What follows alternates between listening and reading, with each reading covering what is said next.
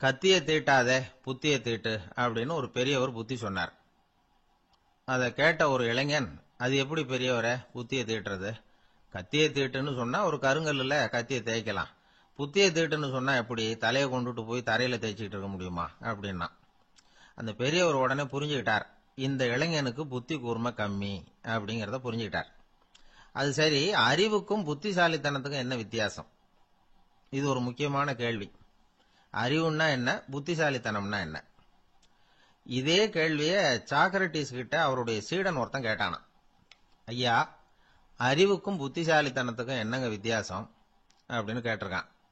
Socrates நிமிர்ந்து பார்த்திருக்கிறார் அந்த சீடனை. அதுக்கப்புறம் சொன்னாராம், நான் சொல்றேன் உன்னுடைய கேள்விக்கு பதில், ஆனா அதுக்கு முன்னாடி நீ ஒரு காரியம் பண்ணணும்னாராம். என்னங்க செய்யணும் சொல்லுங்கன்னு இருக்கான். அதோ பாரு, ஒரு பெரியவர் உட்கார்ந்துருக்கிறாரு, அவர்கிட்ட போ, இங்க இருந்து பக்கத்துல இருக்கிற அந்த கிராமத்துக்கு போய் சேர எவ்வளவு நேரம் ஆகும் அப்படின்னு கேட்டுட்டு வா அப்படி சொன்னார் சாக்ரட்டிஸ். சரின்னு சொல்லிவிட்டு இவன் போனான். அந்த பெரியவர் முன்னாடி போய் நின்னான். ஏங்க பெரியவரை, இங்க இருந்து அதோ தெரியுத அந்த கிராமத்துக்கு போய் சேர்றதுக்கு எவ்வளவு நேரம் ஆகும் அப்படின்னு கேட்டான். பெரியவர் நிமிர்ந்து பார்த்தார், ஆனா பதில் எதுவும் சொல்லல. இவன் மறுபடியும் ஒரு தடவை அதே கேள்வி அவர்கிட்ட கேட்டான். என்னங்க, நான் கேட்கறது உங்க காதுல விழுதா? அந்த கிராமத்துக்கு போய் சேர்றதுக்கு எவ்வளவு நேரம் ஆகும் அப்படின்னு சொல்லி மறுபடியும் கேட்டான். அப்பவும் அவர் பதில் சொல்லல. உடனே அவன் மனசுக்குள்ள முடிவு பண்ணிட்டான், சரி பெரியவர் ஒரு மாதிரியா தெரிகிறார், புத்தி சுவாதீனம் சரியில்லாத ஒரு மாதிரி தெரியுது அப்படின்னு நினைச்சுக்கிட்டே வந்த வழியிலேயே திரும்பி வந்துட்டான். கொஞ்ச தூரம் நடந்திருப்பான். இப்ப அந்த பெரியவர் மறுபடியும் கூப்பிட்டார், இளைஞனே இப்படி வாழ்னார். இவனுக்கு ஒன்னும் புரியல. மறுபடியும் திரும்பி நடந்தான். அவர் முன்னாடி போய் நின்னான். பெரியவர் சொன்னார், தம்பி, இங்க இருந்து அந்த கிராமத்துக்கு போய் சேர்றதுக்கு 5 நிமிஷம் ஆகும் அப்படின்னார். இப்போ அந்த இளைஞன் அந்த முதியவரை ஒரு மாதிரியா பார்க்க ஆரம்பிச்சான். அதுக்கப்புறம் கொஞ்சம் யோசிச்சான். பிறகு அவர்கிட்டே கேட்டுட்டான், ஏங்க பெரியவரை, இதே பதில அப்பவே என்கிட்ட சொல்லி இருக்கலாமே, என்ன திரும்பி போன்னு சொல்லிவிட்டு பாதி தூரம் போனதுக்கு அப்புறம் மறுபடியும் கூப்பிட்டு அதுக்கப்புறம் இப்படி சொல்றீங்களே, இது நியாயமா அப்படின்னா. பெரியவர் சிரிச்சார். அதுக்கப்புறம் சொன்னார், ஏன்பா, நீ எவ்வளவு வேகமா நடக்கிறேங்கிறத பார்க்காம நீ கிராமத்துக்கு போய் சேர வேண்டிய நேரத்தை எப்படி என்னால சொல்ல முடியும்?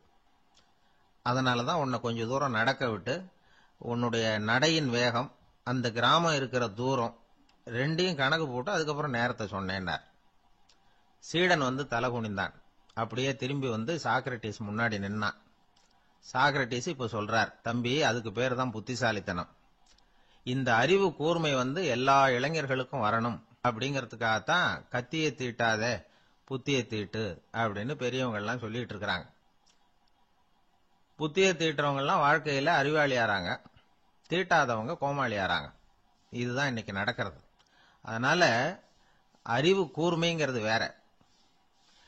இந்த காலத்து ஆசாமி ஒருத்தர் இன்னொருத்தரை பார்த்து கேட்டார், ஏங்க, ஒரு விமானம் இங்க இருந்து புறப்பட்டு 2 மணி நேரத்துல மதுரைக்கு போய் சேருது. நல்லா கவனிங்க, ஒரு விமானம் இங்க இருந்து புறப்பட்டு 2 மணி நேரத்துல மதுரைக்கு போய் சேருது அப்படின்னா என்னோட வயசு என்னன்னு கேட்டார். இவர் கேட்கறதுல ஏதாவது அர்த்தம் இருக்கா?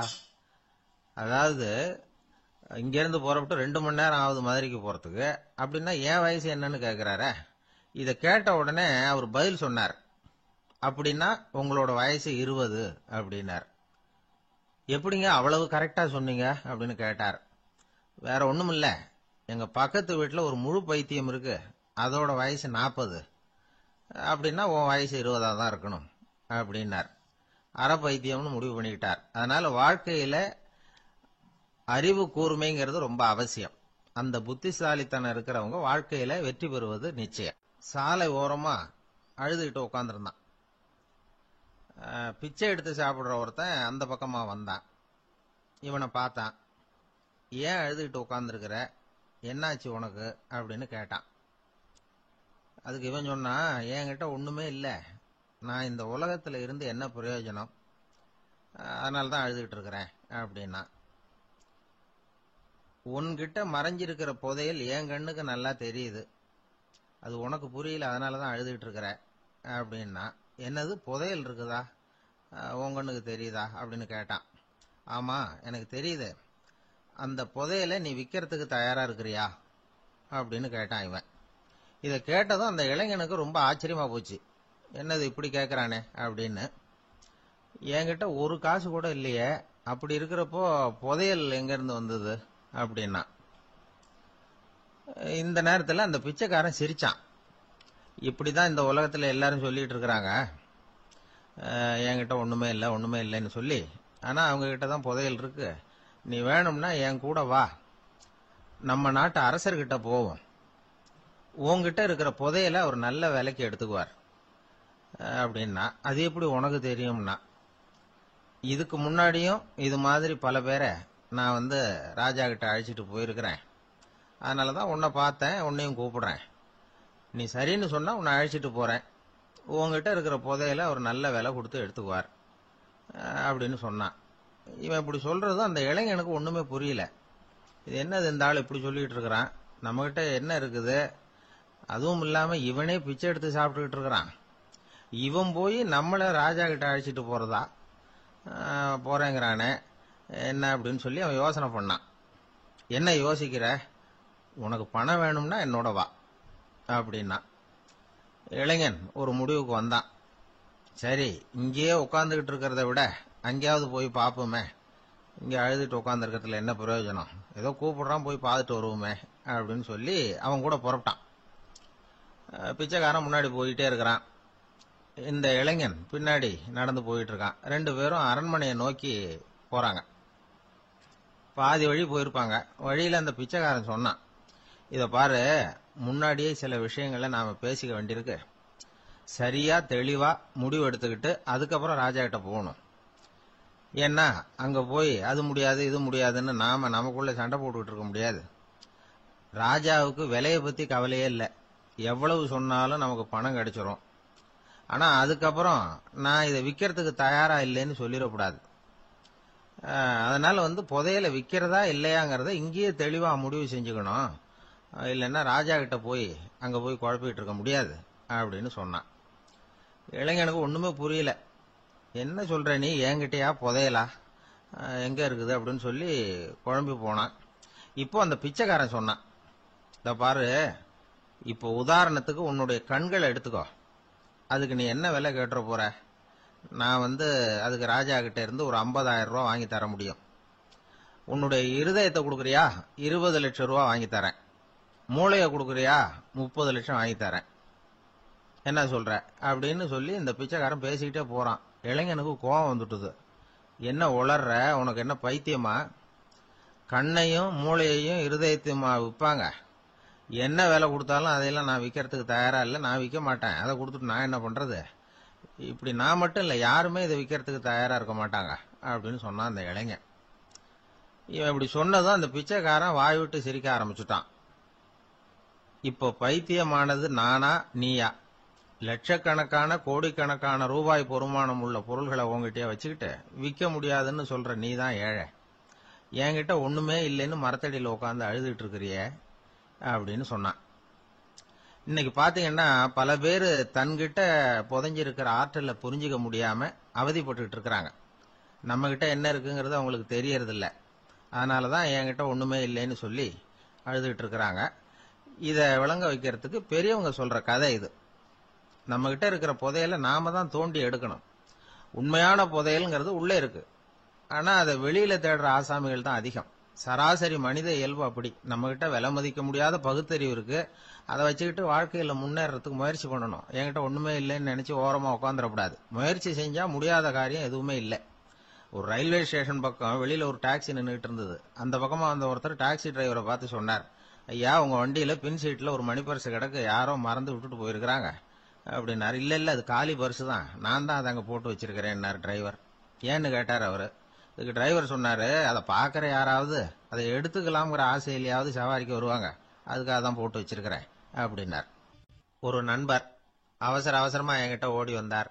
அப்புறம் சொன்னார், என்னால நம்பவே முடியல சார், என் பையனா இப்படி அப்படின்னு சொல்லி ஆச்சரியப்பட்டார். உங்க பையன் அப்படி என்னதான் செஞ்சுட்டான்னு கேட்டேன். என்னால முடியாத ஒரு காரியத்தை அவன் சுலபமா செஞ்சுட்டான் சார் அப்படின்னார். அது என்ன, உங்களால முடியாத காரியத்தை அவன் செஞ்சுட்டாங்கிறீங்க, அது என்ன காரியம்னு தான் சொல்லுங்களேன். என்ன, 5ஆம் வகுப்புல ஒரே தடவையில பாஸ் ஆயிட்டான் சார், அதாவது ஒரே அட்டம்ப்ட்ல பாஸ் ஆயிருக்கிறான் அப்படின்னார். மூச்சு வாங்க. கஷ்டப்பட்டு பரீட்சை எழுதினவன் அவன், இவருக்கு மூச்சு வாங்குது. நம்மால செய்ய முடியாத ஒரு காரியத்தை இன்னொருத்தர் செய்யும் போது அது நமக்கு ஆச்சரியமா தெரியுது. இப்ப சர்க்கஸ் பாக்குறோம், அங்க ஒருத்தர் அந்த இடத்துல தொங்குறார். அதை பாக்குறப்போ அது நமக்கு ஆச்சரியமா தெரியுது. ஏன்னா அது மாதிரி அந்த இடத்துல தொங்குறதுங்கிறது நம்மால முடியாத காரியம். நம்மால முடியாத ஒண்ண அடுத்த ஒருத்தர் ரொம்ப சுலபமா செய்யறப்போ நாம மருள்வது இயற்கை. இதைத்தான் தொல்காப்பியம் மருட்கை அப்படின்னு சொல்லுது. இந்த வியப்பு இருக்குதே, இது 4 வகையில ஏற்படுதான். அதையும் தொல்காப்பியம் தான் சொல்லுது. அது என்ன 4 வகை அப்படின்னா, முதல் வகை எப்படின்னா புதுமையான அரிய செயல்களை செய்வது. 2வது வகை என்னன்னா பெரிய செயல்களை செய்யறது. 3வது வகை எப்படின்னா மிக நுட்பமான செயல்களை செய்யறது. 4வது வகை ஆக்கம் தரும் செயல்களை செய்யறது. புதுமை, பெருமை, சிறுமை, ஆக்கமோடு மதினம் சாலா மருட்கை 4 அப்படிங்கிறது தொல்காப்பியம். இன்னைக்கு விஞ்ஞானம் புதுசு புதுசா எதையோ கண்டுபிடிச்சுக்கிட்டு இருக்குது. அந்த கண்டுபிடிப்புகளை எல்லாம் பாக்குறப்போ ஆரம்பத்துல ஆச்சரியமா இருக்கு, அதுக்கப்புறம் நமக்கு பழகி போடுது. இப்போ வானொலி பெட்டி புதுசா வந்தப்போ அதை சுற்றி எவ்வளவு கும்பல், ஒரு பெட்டி பேசுது அப்படிங்கிறது எவ்வளவு வியப்புக்குரிய விஷயம். இப்ப யாரும் வானொலி பெட்டியை ரொம்ப ஆச்சரியத்தோட பாக்குறது இல்ல. வச்சிருந்தாதான் ஆச்சரியமா பார்ப்பாங்க சில பேர், இந்த காலத்துல இப்படி வச்சிருக்கிறாரேன்னு சொல்லி. மாறா அதை அலட்சியமாவும் பார்க்க ஆரம்பிச்சுட்டாங்க. மதினம் சாலா மருட்கை அப்படின்னு ஒரு சொற்றொடர் வருது பாருங்க, அதுல கருத்தாழம் உண்டு. எதை பத்தியும் போதுமான அளவு புரிஞ்சிக்காதப்போ ஒருத்தர் ஆச்சரியப்படுறார். புரிஞ்சுகிட்டதுக்கு அப்புறம் ஆச்சரியம் மறைஞ்சு போடுது. மிக நுட்பமான செயல்களும் நம்மளை ஆச்சரியப்பட வைக்குது. ஒரு அரிசியில ஒரு திருக்குறள் எழுதி காட்டுறாங்க, ஒரு முட்டை ஓட்டுக்குள்ள ஓவியம் தீட்டி காட்டுறாங்க. கருங்கல் சிற்பங்கள்ல எவ்வளவு நுட்பமான வேலைப்பாடுகள், அதையெல்லாம் பார்த்து ஆச்சரியப்படுறோம். இது மாதிரியே ஆக்கப்பூர்வமான செயல்களும் நம்மளை வியப்பில் ஆழ்த்தும். குப்பை கூளங்களை கூட வாழ்க்கைக்கு பயன்படுகிற பொருளா மாற்றுகிறவர்கள் இருக்கிறாங்க. அவங்களுடைய செயல் நமக்கு ஆச்சரியத்தை தருது. இடைக்காட்டு சித்தர்னு ஒருத்தர் இருந்தார். அவர் பாடிய 30 நூல்ல ஒரு பாட்டு வருது. ஆற்றல் பிறர் அறிதலின் ஆகம் கிளர்வு உறுதலின் கற்று அறிபாணர் கெழுமிய கோடலின் தோற்றம் உருகவே போற்றல் சால் வியப்பே. ஒருத்தருடைய ஆற்றல் தெரியாமல் இருந்தது, அவருடைய அரிய செயல்களை பார்க்கும் பொழுது வியப்பா இருந்தது, மனசுக்குள்ள கிளர்ச்சி. பாவலர்கள் இவர்கள் புகழப்பாடி மற்றவர்களும் தெரிந்து கொள்ளுமாறு செய்கிறார்கள். ஆக எல்லா வகையிலுமே மக்கள் தங்களுடைய வாழ்க்கையில முன்னேறுவதற்கு வழிகாட்டுகிற ஒரு மெய்ப்பாடு தான் வியப்புங்கிறது. இன்னைக்கு இளைஞர்கள் இதை நல்லா புரிஞ்சுக்கணும். ஆச்சரியப்படுங்கள், ஆச்சரியப்பட வைப்பீர்கள். இந்த காலத்துல நம்ம எப்படி எல்லாமோ ஆச்சரியப்பட வைக்கிற அதிசய மனிதர்கள் இருக்கிறாங்க. ஒரு ஆளை பிடிச்சி ஜெயிலுக்கு கொண்டுட்டு வந்தாங்க. சிறை அதிகாரி அவனை ரொம்பவும் ஆச்சரியமா பார்த்தார். இவன் கேட்டான், ஏன் சார் அப்படி பாக்குறீங்க, நான் இப்ப இங்க வந்தது உங்களுக்கு ஆச்சரியமா இருக்கா அப்படின்னு கேட்டான். இதுக்கு சிறை அதிகாரி சொன்னார், நீ இப்போ இங்க வந்ததுல எனக்கு ஒன்னும் ஆச்சரியம் இல்லப்பா, ஏற்கனவே நீ இங்கிருந்து விடுதலை ஆகி போய் 6 மாசம் ஆச்சு, இவ்வளவு லேட்டா திரும்பி வர்றியா, அதுதான் எனக்கு ஆச்சரியம் அப்படின்னாராம். இது ஒரு வகையான ஆச்சரியம். ஆனா வாழ்க்கையில வியப்புங்கிறது ஒரு தேவைப்படுகிற மெய்ப்பாடு. ஆச்சரியப்படுவோம், ஆச்சரியப்பட வைப்போம். அப்படி இந்த உண்மையை புரிந்து கொண்டோம்னா நம்ம வாழ்க்கையில வெற்றி நிச்சயம். ஒரு சின்ன பையன் என்னை தேடிட்டு ஓடி வந்தான். ஒரு கதை சொல்லுங்கன்னா, சொந்தமா எதுவும் தெரியாதேன்னு. உங்களுக்கு சொந்தமா எதுவும் தெரியாதுன்னு எனக்கும் தெரியும் அப்படின்னா. இந்த பையன் அடிக்கடி என்கிட்ட கதை கேட்கிறவன், அதனால என்னோட ரகசியம்லாம் அவனுக்கு அத்துப்படி. அதனால்தான் அவ்வளவு தெளிவா அடிச்சு விடுறான். சரி, இப்ப என்ன செய்யலாம்னு. பழைய கதை ஏதாவது ஒன்று சொல்லுங்களேன்னா. உனக்கு கிருஷ்ண தேவராயரை தெரியுமான்னு. அவர்கிட்ட நேர்ல பழக்கம் இல்லை, ஆனா அவரை பத்தி புஸ்தகத்துல படிச்சிருக்கேன்னா. சரி, இவங்கிட்ட மேற்கொண்டு பேச்சு கொடுத்தா நம்மள ஒரு மாதிரி ஆக்கி விடுவான் அப்படிங்கறத யூகம் பண்ணிக்கிட்டு அவனை உட்கார வச்சு கடைசி வரைக்கும் குறுக்க பேசக்கூடாது அப்படின்னு ஒரு கண்டிஷனையும் போட்டுட்டு அந்த கதையை சொன்னேன். ஒரு சமயம் கிருஷ்ண தேவராயர் சமஸ்தானத்துக்கு ஒரு பெரிய வித்வான் சேர்ந்தாராம். என்னோட போட்டி போடுறதுக்கு இந்த ஊர்ல யாராவது இருக்கீங்களா அப்படின்னு சவால் விட்டாராம். அந்த ஊர்ல இருந்த பெரிய பெரிய வித்வான்லாம் இது ஏதுனா வம்பா போச்சுன்னு நினைக்க ஆரம்பிச்சுட்டாங்க.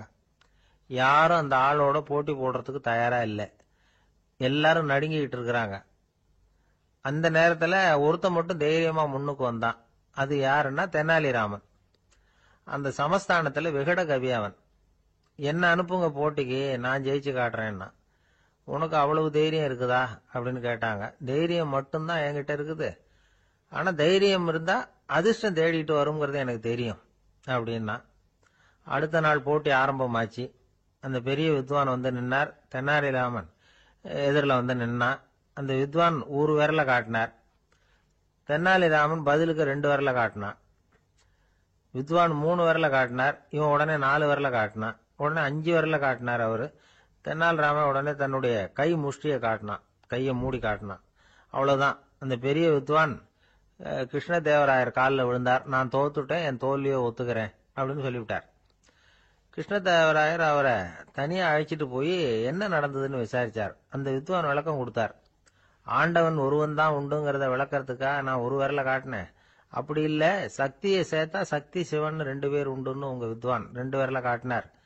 மூர்த்திகள் 3 பேருங்கிறதுக்காக நான் 3 விரல காட்டினேன். வேதங்கள் 4ன்னு சொல்லி ஒரு 4 விரல காட்டினார். பஞ்சபூதங்கள் 5ன்னு நான் 5 விரல காட்டினேன். அதையெல்லாம் அடக்கி ஆளணும்னு சொல்லி அவர் கையை மூடி உறுதியா காட்டினாரு. அடடா, உங்க வித்வானுக்கு எப்பேற்பட்ட அறிவு! அவர் தான் ஜெயிச்சார், நான் தோத்துட்டேன் அப்படின்னார் அவர். அப்படி சொல்லிவிட்டு அவர் போயிட்டார். அதுக்கப்புறம் தெனாலிராமனை கூப்பிட்டு என்னப்பா நடந்தது அப்படின்னு கேட்டாராம். அதுக்கு தெனாலிராமன் விளக்கம் கொடுத்துருக்கிறான். அவன் முதல்ல என்ன கொன்னுடுவேன்னு அந்த வித்வான் ஒரு விரல காட்டினான். உடனே ஒரு 2 கண்ணையும் தோண்டி போடுவேங்கிறதுக்காக நான் 2 விரல காட்டினேன். உனக்கு நாமம் போட்டுருவேன்னு சொல்லி 3 விரல காட்டினான். அதை அழிச்சிருவேன்னு 4 விரல காட்டினேன். உன்னை அரைஞ்சிருவேன்னு அவன் 5 விரல காட்டினான். நான் உங்களை குத்தி போடுவேன்னு சொல்லி கையை மூடி காட்டினேன் அப்படின்னா. இப்ப பாருங்க, ஜெயிச்சது யார்? தைரியம் மட்டும் இருந்துட்டா அதிர்ஷ்டம் தானா தேடி வருங்கிறது எவ்வளவு உண்மையா போச்சு. அதனால நாம எப்பவும் தைரியமா இருக்கணும்னு சொல்லிவிட்டு என் எதிரில் கதை கேட்டுட்டு உட்காந்துருந்த சின்ன பையனை பார்த்தேன். அவன் என்னை நிமிர்ந்து பார்த்தான். அவன் தன்னோட கை கால் 2ஐயும் ஒரு மாதிரியா என் முன்னால தூக்கி 20 விரல காட்டினான். எனக்கு ஒன்றும் புரியல. இதுக்கு என்னப்பா அர்த்தம்னு கேட்டேன். இதே கதையை இதுக்கு முன்னாடி என்கிட்ட 20 தடவை நீங்க சொல்லியிருக்கீங்கன்னு அர்த்தம் அப்படின்னு. வாழ்க்கையில ரொம்பவும் அடிபட்டு அல்லல் போட்டுக்கிட்டு இருக்கிற ஒருத்தர் வந்தார். மனசு ரொம்பவும் நொந்து போய் பேசினார். இந்த உலகத்துல மனுஷனா பிறந்ததை விட மாடா பிறந்திருக்கலாம் சார் அப்படின்னார். திடீர்னு வந்து என்கிட்ட இப்படி சொன்னா அதுக்கு நான் என்னங்க பண்ண முடியும் அப்படின்னேன். உங்ககிட்ட வரணும்னு தோணுச்சு, அதனால வந்தேன் அப்படின்னார். சரிங்க, இப்படி ஒரு யோசனை வந்ததுக்கு என்ன காரணம் அப்படின்னு சொல்லி அவர்கிட்ட கேட்டேன். அதுக்கு அவர் சொன்னார், என் பையனுக்கு வேலை தேடுறேன் கிடைக்கல, பொண்ணுக்கு மாப்பிள்ளை தேடுறேன் கிடைக்கல, வீடு கட்டுறதுக்கு கடன் கேட்கறேன் கிடைக்கல. மாடா பிறந்திருந்தா இது மாதிரி கவலையெல்லாம் கிடையாதுல்ல, பேசாம வைக்கோலை தின்னுகிட்ட அசை போட்டுக்கிட்டே கடந்து விடலாமே அப்படின்னாரு அலட்சியமா. அதுக்கப்புறம் தான் அவர் சொன்ன கருத்தை நானும் கொஞ்சம் அசை போட ஆரம்பிச்சேன் மனசுக்குள்ள. இப்போ இயற்கையை பொறுத்த வரைக்கும் அது நாம எல்லாரும் மகிழ்ச்சியா வாழணும் அப்படின்னு தான் விரும்புது. விலங்குகள், பறவைகள், தாவரங்கள், அப்புறம் மற்ற உயிரினங்கள் எல்லாமும் நல்லபடியா இருக்கணும் அப்படிங்கிறது தான் இயற்கையோட விருப்பம். அதுல ஒன்றும் சந்தேகம் இல்லை. இயற்கையோட அமைப்பை கொஞ்சம் கவனிச்சு பார்த்தா அதை நாம நல்லா புரிஞ்சுக்கலாம். இருந்தாலும் இந்த ஆள் சொன்னதை கேட்ட பிறகுதான் ஒரு முக்கியமான வேறுபாடு புரிஞ்சுது. அதாவது, இந்த உலகத்துல உள்ள முக்கியமான பிரச்சனைகள் 6. அந்த 6 பிரச்சனைகளும் ஆடு மாடுகளுக்கு கிடையாது, மரம் செடி கொடிகளுக்கு கிடையாது. ஆனா மனுஷன் அந்த 6 பிரச்சனைகளையும் சந்திக்க வேண்டியிருக்கு. சரி, அந்த 6 பிரச்சனைகள் என்னென்ன தெரியுமா? முதல்ல, இந்த ஆடு மாடுலாம் நமக்குன்னு சொந்தமா ஒரு வீடு இல்லையே அப்படின்னு கவலைப்பட்டுக்கிட்டு இருக்கிறது இல்ல. ஆனா மனிதனுக்கு வீடு தேவைப்படுது. இது ஒரு வித்தியாசம். இப்ப 2வது பிரச்சனை என்னன்னா ஆடை பிரச்சனை. ஒரு கோழியோ சேவலோ நாம போட்டுக்கிறதுக்கு ஒரு சட்டை இல்லையே அப்படின்னு கவலைப்படுறது இல்ல. ஆனா மனுஷனுக்கு அந்த கவலை உண்டு. சரி, இப்ப 3வது என்னன்னு பார்த்தா கல்வி பிரச்சனை. ஒரு பசுமாடு கவலையோட நின்றுகிட்டு இருக்கு அப்படின்னு வச்சுக்குவோம். நீங்க அதுகிட்ட போய், ஏன் பசுமாட கவலையோட நின்றுகிட்டு இருக்கிற அப்படின்னு கேக்குறீங்க. என் கண்ணுக்குட்டிக்கு எல்கேஜியில் இடம் கிடைக்கல, டொனேஷன் கொடுக்கறதுக்கு கையில பணமும் கிடையாது, சிபாரிசுக்கு யாரை பிடிக்கிறதுன்னு தெரியல, இப்படியா சொல்லிட்டு இருக்கோம். அதுக்கு அந்த கவலையெல்லாம் கிடையாது. ஆனா மனிதனுக்கு அந்த கவலை உண்டு. 4வது என்னன்னு பாத்தீங்கன்னா வேலை வாய்ப்பு பிரச்சனை. வேலை கிடைக்கலையே அப்படின்னு வேப்ப மரம் கவலைப்படுறது இல்ல, ஆனா மனுஷன் கவலைப்படுறான். 5வது என்னன்னு பார்த்தா கல்யாண பிரச்சனை. எரும மாடு, பசு மாடு எல்லாம் பொண்ணுக்கு மாப்பிள்ளை தேடிக்கிட்டாலே இது, பேப்பர்ல மணமகன் தேவை அப்படின்னு விளம்பரமா கொடுக்குது, அதெல்லாம் கிடையாது. ஆறாவது என்னன்னு பாத்தீங்கன்னா பணம் சம்பந்தமான பிரச்சனை. ஆடு மாடுலாம் பணத்தை சேமிக்கணும்னோ ஏதாவது நிதி நிறுவனத்துல முதலீடு பண்ணணும்னோ நினைச்சுக்கிட்டு இருக்கிறது இல்ல. பணத்தை எப்படி காப்பாத்துறது அப்படிங்கிற கவலையும் அதுகளுக்கு கிடையாது. குதிரை குளம்போட பிறகுது, அதனால அது காடு மேடெல்லாம் கவலை இல்லாம தெரியலாம். ஆடு உடம்புல ரோமத்தோட பிறகுது, அதனால அது குளிரை பத்தி கவலைப்பட வேண்டிய அவசியம் இல்லை. ஆனா மனுஷனை பாத்தீங்கன்னா அவன் தான் ஒண்ணுமில்லாம பிறக்கிறான். ஏன் இந்த பாகுபாடு அப்படின்னு கேட்டா இத பத்தி கொஞ்சம் சிந்திச்சு பார்க்கணும். அதாவது இந்த சந்தேகத்தை ஒரு பெரியவர்கிட்டையும் கேட்டேன். அவரு சொன்னார் இதுக்கு பதில். அவர் இதே கேள்வியை இயற்கை கிட்ட கேட்டாராம். இயற்கை பதில் சொல்லிச்சான். வேற யாருக்கும் கொடுக்காத ஒரு வலுவான கருவிய, ஒரு பவர்ஃபுல் வெப்பன் மனுஷனுக்கு கொடுத்திருக்கிறேன்னு, அந்த கருவியை உபயோகப்படுத்தி அந்த 6 பிரச்சனையை மட்டும் இல்ல 6 கோடி பிரச்சனைகள் இருந்தாலும் அதையெல்லாம் சமாளிக்கலாம். அது கருவி என்ன தெரியுமா? அதுதான் 6வது அறிவு. அதை உபயோகப்படுத்தினா காலுக்கு செருப்பு தயார் பண்ணிக்கலாம், குளிருக்கு போர்வை தயார் பண்ணிக்கலாம், என்ன வேணும்னாலும் செய்யலாம் அப்படின்னு இயற்கை பதில் சொல்லிச்சான். அதனால நாம செய்ய வேண்டியது என்னன்னா இயற்கையை முதல்ல சரியா புரிஞ்சுக்கணும். இயற்கையின் படைப்பையே நாம சரியா புரிஞ்சுக்கிறது இல்லையே, அதுதான் வேதனை. இந்த கதையை கேளுங்க. இப்ப நகரத்திலிருந்து ஒரு ஆளு கிராமத்துக்கு வந்தான். அங்க ஒரு சிறுவன் மாடு மேய்ச்சிக்கிட்டு இருந்தான். நகரத்து ஆள் சொன்ன, எவ்வளவு அழகான பசு, அது சரி இதுக்கெல்லாம் ஏன் கொம்பு இல்லைன்னா. இதுக்கு அந்த பையன் பதில் சொன்னான், பசுமாட்டுக்கு கொம்பு இல்லாததுக்கு பல காரணங்கள் உண்டு. கண்ணுக்குட்டியா இருந்தா கொம்பு இருக்காது, பசு வளர்ந்து பெருசானதுக்கு அப்புறம் தான் கொம்பு முளைக்கும், இது ஒரு காரணம். சில சமயம் வளர்ற கொம்பு எடுத்து விடுறது உண்டு, அது ஒரு காரணம். ஆனா இதுக்கு ஏன் கொம்பு இல்லைன்னு கேக்குறீங்க, அதுக்கு என்ன காரணம்னா இது பசு இல்ல குதிரை அப்படின்னானா. அந்த காலத்துல எல்லாம் படிக்கிறதுங்கிறது எப்படி தெரியுமா? குருகுல வாசம் செஞ்சு படிக்கணும். ஆசிரியருங்கிறவர் ஆசிரமத்தில் இருப்பார். அங்க போய் அவருக்கு தொண்டுகள் செய்யணும், துணிகள்லாம் துவைச்சு போடணும், தூங்கும்போது காலை பிடிச்சி விடணும், புழுக்கமா இருந்தா விசிறி மட்டை எடுத்து விசிறணும். அப்படியே அப்பப்ப அவர் சொல்லி கொடுக்குற பாடத்தையும் கத்துக்கணும். அவர் சொல்லி கொடுக்குற பாடங்களை ஓலைச்சுவடிகள்ல எழுதிக்கணும். இதுதான் குருகுல வாசம்ங்கிறது. இப்ப மாதிரிலாம் கிடையாது. ஆக குருகுல வாசம்ங்கிறது மனசையும் பண்படுத்தும், அறிவையும் பண்படுத்தும். அப்படி ஒரு பயிற்சி அது. அந்த காலத்துல பஞ்சபாண்டவர்கள் ஒரு குருகுலத்துல படிக்க போனாங்களாம். ஏற்கனவே அங்க ஒரு 15 பேர் இருந்திருக்கிறாங்க. இவங்களையும் சேர்த்து மொத்தம் 20 பேர். எல்லாரும் ரொம்ப ஆர்வத்தோடு அங்க தங்கி படிச்சுக்கிட்டு இருக்கிறாங்க. 2 வருஷம் ஓடி போச்சு. எல்லாரும் ஊருக்கு திரும்ப வேண்டிய நேரம். ஆசிரியர் ஒவ்வொருத்தரா கூப்பிட்டார். இது வரைக்கும் என்ன கத்துக்கிட்ட அப்படின்னு கேட்டார். அவங்க தாங்கள் எழுதி வச்சிருந்ததை சொன்னாங்க, கத்துக்கிட்டதை சொன்னாங்க. அங்க படிக்க வந்தவங்க எல்லாருமே புத்திசாலிகள். அது மட்டும் இல்ல, பல பேர் அரச குடும்பத்தை சேர்ந்தவங்க, இளவரசர்களாக வேற இருக்கிறவங்க. அதனால அவங்க கிட்ட அபாரமான கல்வி அறிவை எதிர்பார்த்தார். ஒருத்தன் வந்தான், தான் எழுதி வச்சிருந்த சரித்திர பாடம் பூராவையும் படிச்சு காட்டினான். இன்னொருத்தன் வந்தான், தான் எழுதி வச்சிருந்த பூகோள பாடம் பூராவையும் படிச்சு காட்டினான். இப்படி ஒவ்வொருத்தரா அவங்க படிச்சது என்னங்கிறத படிச்சு காட்டிட்டு போனாங்க. கடைசியா தர்மர் வந்தார். பேசாம நிக்கிறார். தன் கையில இருந்த ஓலைச்சுவடி கேட்டா அவர் பிரிக்கவே இல்லை. ஆசிரியர் இவர்கிட்ட தான் அதிகமா எதிர்பார்த்தார். ஆனா இவரும் பேசாம நின்றுட்டு இருக்கிறார். நீ என்ன கத்துக்கிட்ட சொல்லு, ஓலைச்சுவடியை பிரிச்சு படினார் அந்த முனிவர். தர்மர் அசையவே இல்லை. மெதுவா சொன்னார், ஐயா நான் கத்துக்கிட்டது ஒன்னே ஒண்ணுதான், அதுதான் வாழ்க்கையில எனக்கு ரொம்ப முக்கியமான பாடமா அமையும் அப்படின்னார். என்னது, என்கிட்ட 2 வருஷ காலமா படிச்சு விட்டு கடைசியில கத்துக்கிட்டது ஒன்னே ஒண்ணுதானா அப்படின்னார் முனிவர். அவருக்கு ஒன்னும் புரியல. மற்ற மாணவர்களை விட இவர் பண்புகள்ல உயர்ந்தவர், அறிவுல சிறந்தவர், வயசுல முதிர்ந்தவர். இவரே இப்படி சொன்னா மத்தவங்க நிலைமை என்னத்துக்கு ஆறுது, அவங்க ரொம்பவும் கெட்டு போயிடுவாங்களே அப்படின்னு அவர் யோசனை பண்ணார். தர்மா, நல்லா யோசனை பண்ணி பதில் சொல்லு. 2 வருஷமா நீ கத்துக்கிட்டது என்ன அப்படின்னு தானே நான் கேக்குறேன், அத கொஞ்சம் யோசனை பண்ணி சொல்லுன்னார் முனிவர் கொஞ்சம் கோபமா. தர்மர் முகத்துல எந்த மாறுதலுமே இல்ல. இல்லையா, 2 வருஷமா நான் கத்துக்கிட்ட முக்கியமான பாடம் ஒன்னே ஒண்ணுதான். இப்போ அந்த முனிவருக்கு கோபம் அதிகமா வந்துடுச்சு. ஏன்பா உனக்கு வெக்கமா இல்லையா, உன்னை விட வயசுல குறைஞ்சவங்க எவ்வளவு பாடம் கத்துக்கிட்டு இருக்கிறாங்க, எவ்வளவு விரிவா அவங்க படிச்சு காட்டினாங்க, நீயும் கூட நிறைய குறிச்சு வச்சிருக்கிற போல இருக்க, அதை ஏன் பிரிச்சு படிக்க கூடாது அப்படின்னார். ஐயா நான் சொல்றது உங்களுக்கு ஏமாற்றமா இருந்தா என்ன மன்னிக்கணும். நான் ரொம்ப முக்கியமா கத்துக்கிட்டு இருக்கிறது ஒன்னே ஒண்ணுதான், மத்த எதையும் சொல்றதுக்கு விரும்பலன்னார். மாணவர்கள்லாம் சிரிச்சுட்டாங்க. முனிவருக்கு கோபம் அளவுக்கு மீறி வந்துட்டு ஓங்கி அரைஞ்சு விட்டார் தருமரை அவர் கன்னத்துல. தருமர் கண்ணை செவந்து போட்டுது, கண்கள் கலங்கி போச்சு. ஆனாலும் அவர் அமைதியை இழக்கல, தலை குனிஞ்சு நிக்கிறார்.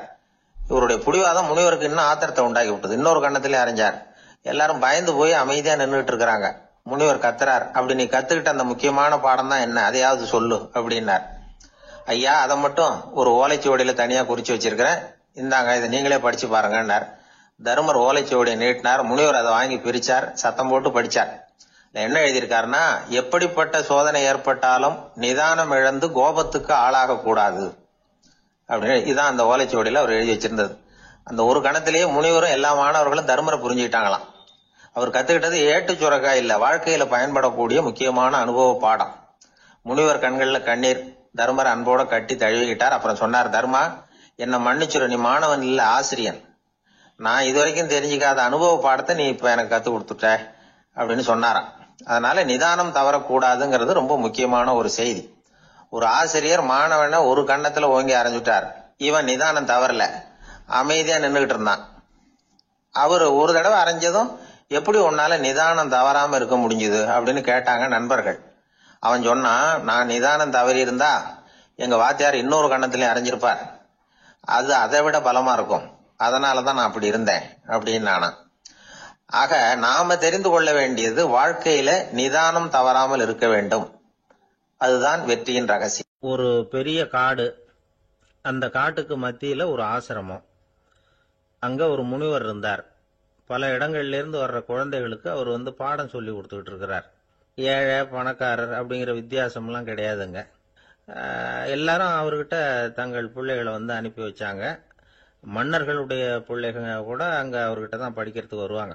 ஆனா அந்த முனிவரை பொறுத்த வரைக்கும் எல்லா பிள்ளைங்களும் ஒண்ணுதான். இது யார் வீட்டு பிள்ளைன்னு எல்லாம் பார்க்க மாட்டார், எல்லாரும் சமம். மாணவர்கள்லாம் அங்கேயே மாச கணக்குல வருஷ கணக்குல தங்கி இருந்து பாடம் கத்துக்கிட்டு போறது வழக்கம். அவரா பார்த்து போன்னு சொல்ற வரைக்கும் அங்கேயே இருக்கணும், படிக்கணும். குருகுல வாசம். ஒரு சமயம் ஒரு ராஜகுமாரனும் அவர்கிட்ட படிச்சுக்கிட்டு இருந்தான். அவனுக்கு ஒரு 15 வயசு இருக்கும். சில வருஷம் கழிச்சு அந்த முனிவர் தன்கிட்ட இருக்கிற மாணவர்களுக்கெல்லாம் பரீட்சை வச்சார். அவங்களுடைய அறிவு முதிர்ச்சியை கணிக்கிறதுக்காக பல சோதனைகள்லாம் வச்சார். ஒவ்வொருத்தரா பார்த்து, இனிமே நீங்க உங்க வீட்டுக்கு போகலாம் அப்படின்னு சொல்லி அனுப்பி வச்சுக்கிட்டு இருக்கிறார். எல்லாரும் போயிட்டாங்க. கடைசியா மிஞ்சி இருந்தது ஒரே ஒரு மாணவன். அவனை மட்டும் வீட்டுக்கு அனுப்பல. யார் அந்த பையன் தெரியுமா? அவன்தான் அந்த ராஜகுமாரன். ராஜகுமாரனுடைய தந்தைக்கு, அதுதான் அந்த ராஜாவுக்கு, அங்க வயசு ஏறிக்கிட்டே போகுது. என்ன இது, படிக்க போன பையன் இன்னும் திரும்பி வரலையே அப்படின்னு நினைச்சார். வந்துட்டா சீக்கிரமா அவனுக்கு பட்டம் கட்டி விட்டு நாம விலகிக்கலாமே அப்படின்னு நினைச்சாரு. கல்யாணம் வேற பண்ணி பார்க்கணும் பையனுக்கு. ஆனா பையன் வர்ற வழியை காணும். ராஜா பார்த்தார். சரி, நேர்லயே போய் என்னன்னு தெரிஞ்சுட்டு வந்துருவோம் அப்படின்னு காட்டுக்கு புறப்பட்டார். அங்க போய் முனிவரை பார்த்தார். முனிவர் இவரை அன்பா வரவேற்று உட்கார வச்சார். அதுக்கப்புறம் ராஜா மெதுவா, எல்லாரையும் வீட்டுக்கு அனுப்பி வச்சுட்டீங்களாமே, ஏன் பிள்ளைய மட்டும் அப்படின்னு சொல்லி மெதுவா இழுத்தார். முனிவர் இதுக்கு உடனே பதில் சொல்லல. ராஜாவை கூப்பிட்டுட்டு போய் விருந்தினர் குடிசையில தங்க வச்சார். அதுக்கப்புறம் சொன்னார், உங்க மகன் எல்லா பாடங்கள்லயும் முதல் இடம் வாங்கியிருக்கான். இப்படி முதலாவதா வர்ற மாணவனுக்கு நாங்க இன்னொரு தேர்வு வைக்கிறது வழக்கம்.